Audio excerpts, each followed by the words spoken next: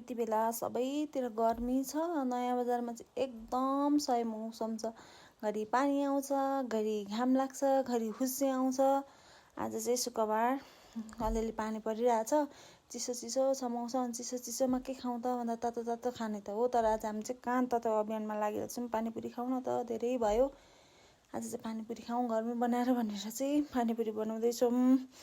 अफिसबाट आएर चाहिँ दुईजना मिली पानीपुरी बनाउनु र चाहिँ खानातर्फ लागिरहेछौँ। गर्मीमा भन्दा चाहिँ जाडै ठिक छ। गर्मीमा त्यतिखेर पानीपुरी त के पानी पनि खान सकिन्न। यहाँ चाहिँ आनन्द छ, तातो तातो खान पनि सकिन्छ। मौसम जतिखेरै आनन्दको हुन्छ।